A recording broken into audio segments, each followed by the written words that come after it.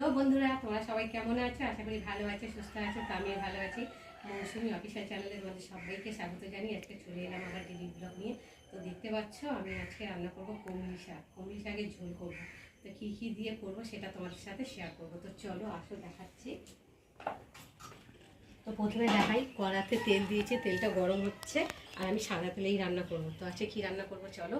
তো দেখো, এখানে কাতলা মাছ ভালো করে নুন হলুদ লঙ্কা মাখিয়ে রেখেছি। আর চিংড়ি মাছ আছে। আর চিংড়ি মাছের যেহেতু আজকে এত দাম, 100 চিংড়ি 30 টাকা, বুঝতে পারছো, 300 টাকা সহ, ওই জন্য অল্প করে নিয়েছি। আর এখানটা রয়েছে আলু, মাছের জন্য আলু আর ধনে পাতা। আর এই যে কমলি শাক নিয়েছি, কমলি শাকের ঝোল হবে আলু বেগুন দিয়ে আর ঝিঙে দিয়ে। আর কয়েকটা সবজি আছে, এই যে বরবটি আছে, বেগুন আছে, এসব সবজি দিয়ে হবে। আর এখানটা মশলা আদা বাটা, রসুন বাটা, পেঁয়াজ বাটা, জিরে বাটা, কাঁচা লঙ্কা আর দুটো পেঁয়াজ কুচিয়ে নিয়েছি। তো চলো, তেলটা গরম হয়ে গেছে। আর এখন আমি একে একে মাছগুলোকে দিয়ে ভেজে নেব।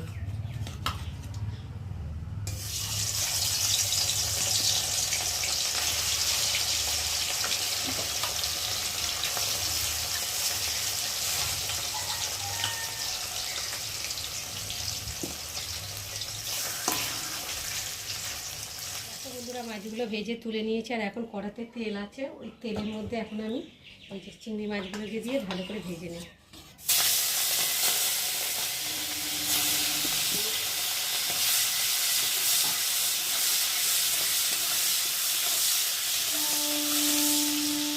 দেখো বন্ধুরা, চিংড়ি মাছগুলো ভাজা হয়ে গেছে। আর এখন আমি তুলে নেব। দুটো চিংড়ি মাছ কেটে বাদ দিয়ে দেখো কোনখানি হয়ে গেছে একটু চিংড়ি মাছ।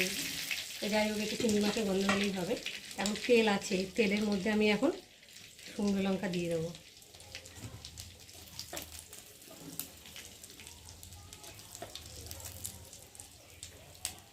আর দিয়ে দেবো রসুন। আর দিয়ে দেবো কটা কুচানো পেঁয়াজ। দিয়ে দেবো কষা লঙ্কা।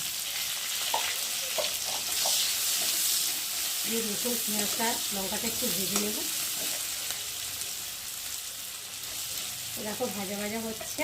আর এদিকে আমি এই যে কেটে রাখা সবজিগুলোকে দিয়ে ভালো করে তেলের মধ্যে ভেজে নেব।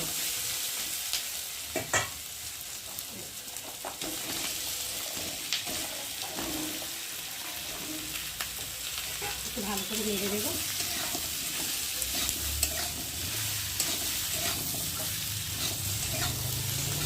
দিয়ে আর এখন ঢাকা দিয়ে ভালো করে কষিয়ে নেব। মশলার সাথে সবজিটা ভালো করে একটু ভেজে নিয়েছি। আর এখন দিয়ে দেবো পরিমাণ মতো নুন। আর দেবো হলুদ গুঁড়ো, জিরে বাটা আর আদা বাটা। আর যে ভেজে রাখা কয়েকটা চিংড়ি মাছ সেটাই দিয়ে দেবো। এগুলি এখন ভালো করে একটু মশলাটা সবজির সাথে কষিয়ে নেব। মশলার সাথে সবজিটা ভালোভাবে কষিয়ে নিয়েছি দেখো। আর এখন এই যে কেটে রাখা এই যে কমলি শাকগুলোকে দিয়ে একটু কষিয়ে নেব। তো বন্ধুরা, তোমরা এরকম কারা কারা কমলি শাক খেয়েছো বা এরকম ঝোল করে আমাকে কিন্তু অবশ্যই কমেন্টে জানিও। আর যারা খাওনি তারা এইভাবে খেয়ে দেখো, ভীষণ ভালো লাগে। আর এমনিতেই জানো কমলি শাক খুব উপকারী সবজি করছে। পাতলা পাতলা আজকে ভালো হবে।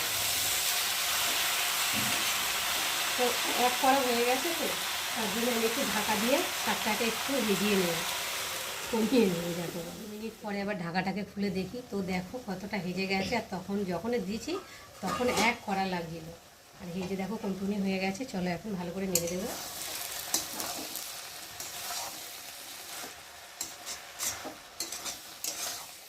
তো ভালো করে নেড়েছে। আর জল দিয়ে দেবো।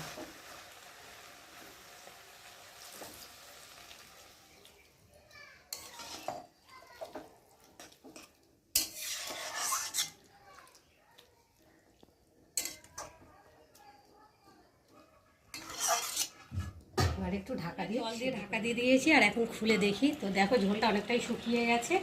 আর কি সুন্দর দেখতেও হয়েছে দেখো। আর আলুগুলোও সেদ্ধ হয়ে গেছে, ঝিঙে ঝিঙেগুলো দেখো। একটু ভালো করে নেড়ে চেড়ে নেব। নিয়ে আর নামাবার আগে একটু স্বাদ মতো চিনি দেবো। থাকতো একটু চিনি দিলে টেস্ট হয়, খেতেও ভালো লাগে। একটু ভালো করে নেড়ে নেব যাতে চিনিটা গলে যায়।